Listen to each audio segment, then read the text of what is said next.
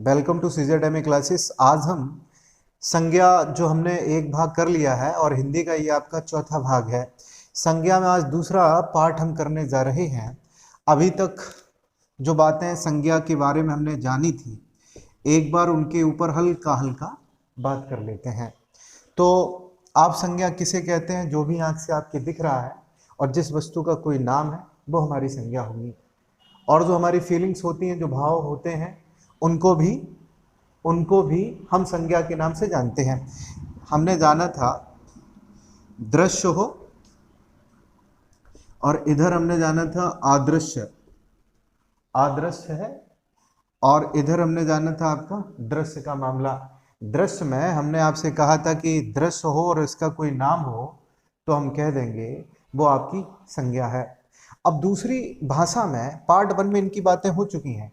दूसरी भाषा में हम ये भी कह सकते हैं संज्ञा के बारे में किसी वस्तु, व्यक्ति,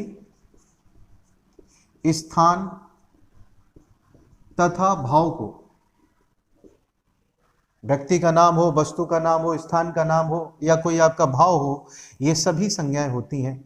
मूल रूप से संज्ञा हमने 2 रूप में पढ़ी थी। वैसे संज्ञा के आप जानते हैं 5 भेद होते हैं और कुछ लोग इसको 3 भी मानते हैं, 3 होते भी हैं। अब 5 भेदों में हम सभी ने ये जाना था एक एक करके। आपने जाना था व्यक्तिवाचक संज्ञा के बारे में, व्यक्तिवाचक संज्ञा।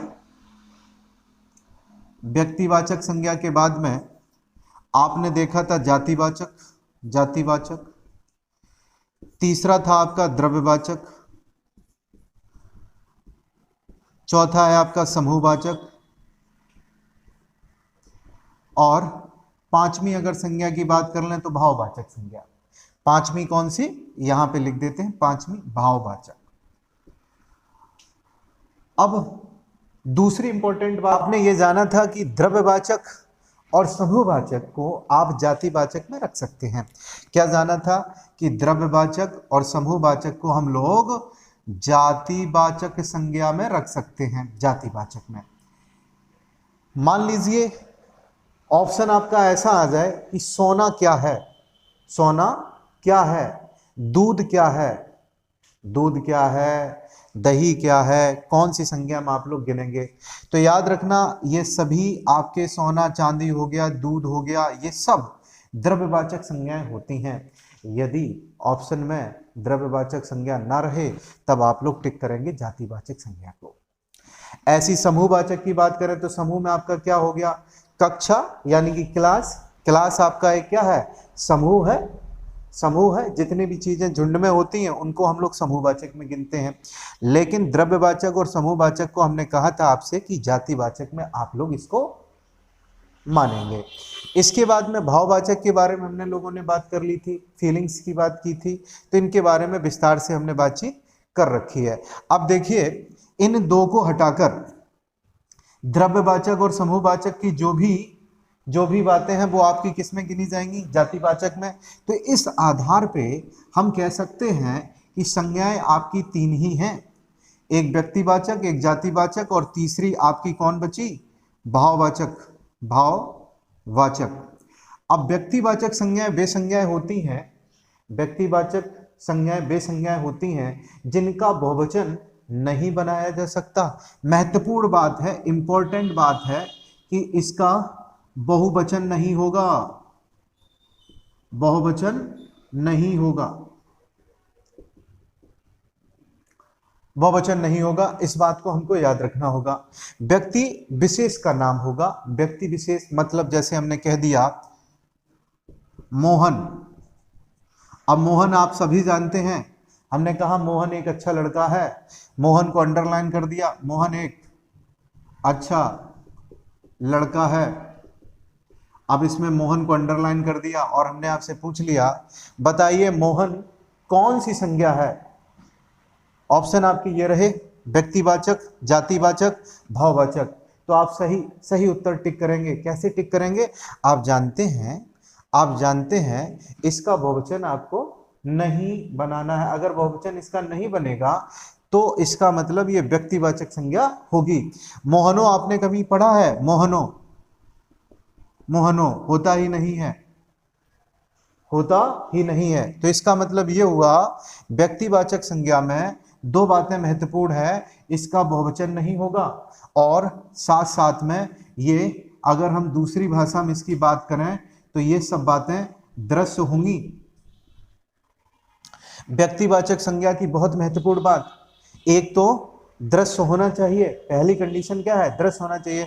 अब किसी लड़के का नाम मोहन है तो वो किसी ना किसी को दिखेगा। रामायण, त्रिपिटक, ये जितने आपके ग्रंथ हो गए जिनके खास नाम हैं, जिनके खास नाम हैं, तो इन सभी को हम लोग क्या करेंगे व्यक्तिवाचक में। और एक लाइन में अगर हम कहें कि जो दृश्य है और जिसका बहुवचन नहीं बनाया जा सकता वो सभी व्यक्तिवाचक संज्ञाएं होंगी। रामायणों, ये तो बहुत सारी रामायणों की बात होगी, जबकि रामायण कितनी है, एक है। तो जो एक है और दृश्य है उसको हम लोग व्यक्तिवाचक संज्ञा में गिनेंगे।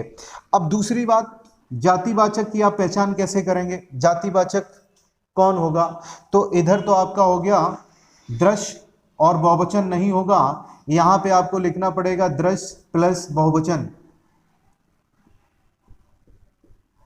दृश्य हो और साथ साथ में बहुवचन वाली चीजों को हम लोग किस में रखेंगे, जातिवाचक में।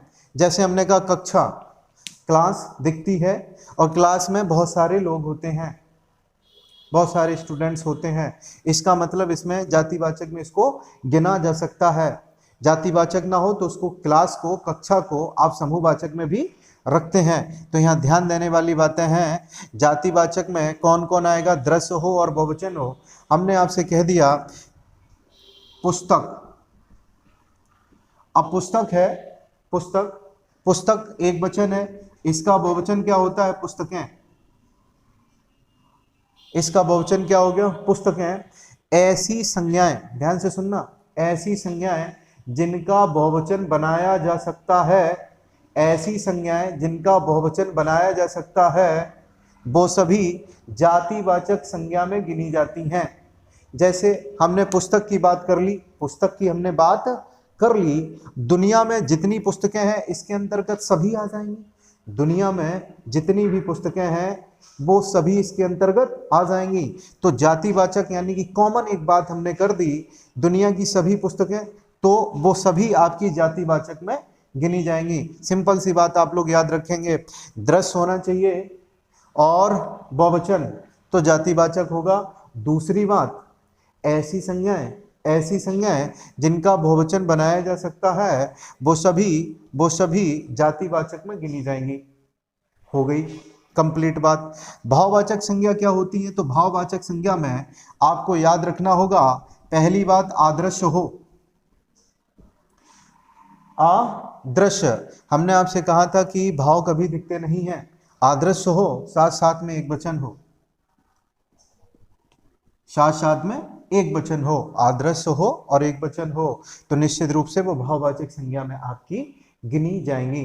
अब दुनिया में आप किसी चीज को भी रख लें, इन तीनों में वो सभी समाहित जरूर होंगी। जैसे कि हमने कह दिया, आपसे कह दिया कि अगर कोई आदृश्य है, मान लीजिए ऐसा क्वेश्चन आ गया, आदृश्य हो और साथ साथ में ये बहुवचन हो, तब आप किस में रखेंगे, तब आप किस में रखेंगे। जैसे हमने कहा आदृश्य हो साथ साथ में बहुवचन हो, तब आप किस में रखेंगे। जैसे एक शब्द हमने कहा जवानी, जवानी।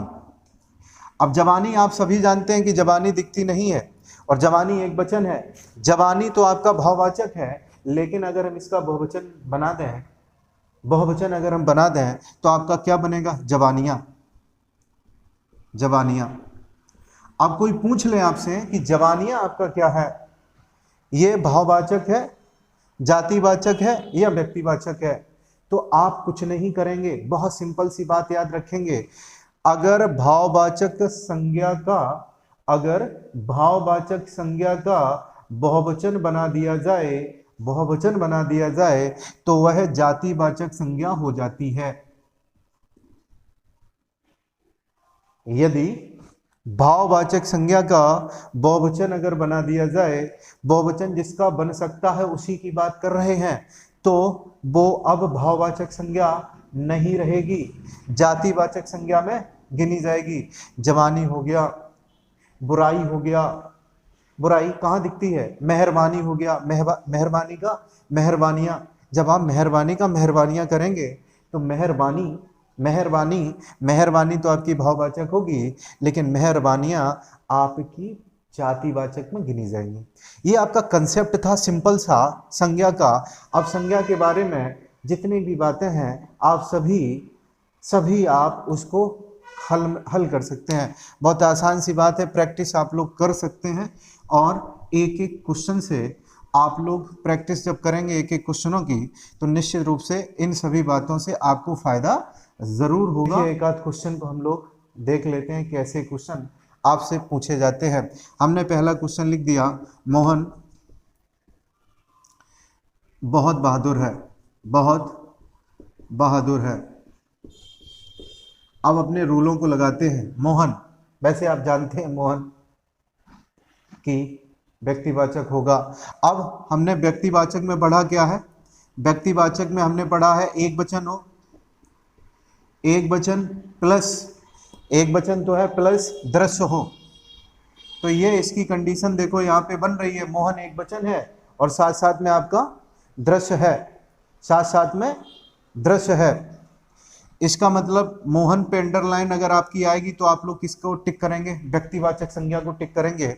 दूसरा क्वेश्चन हम यहाँ पे लिखते हैं, यहाँ हमने लिखा हमारे वीर सपूत, हमारे वीर सपूत देश के ऊपर अपनी जवानियां कुर्बान कर देते हैं, कुर्बान कर देते हैं। अंडरलाइन हमने कर दिया जवानियों पे। एक बार तो कंफ्यूजन होगी कि जवानी दिखती नहीं है तो भाववाचक लगाते हैं, लेकिन ध्यान रखना जवानियां यहाँ बहुवचन है। अगर बहुवचन है आदर्श के साथ साथ में ये जवानी दिखती नहीं है तो इसका मतलब आप कहेंगे आदर्श है। बिल्कुल सही बात है, आदर्श है, लेकिन साथ साथ में ये बहुवचन है। आदर्श के साथ साथ में ये बहुवचन, इसका मतलब ये कैसी रहेगी, जातिवाचक संज्ञा रहेगी आपकी। कैसी संज्ञा रहेगी, जातिवाचक। तो आप प्रैक्टिस अब कर सकते हैं इन्हीं कंसेप्ट्स के ऊपर। 3 कंसेप्ट हैं, आप तीनों को अच्छे से पढ़ जाइए, निश्चित रूप से क्वेश्चन गलत आपका नहीं होगा। अब हम लोग बातचीत करेंगे सर्व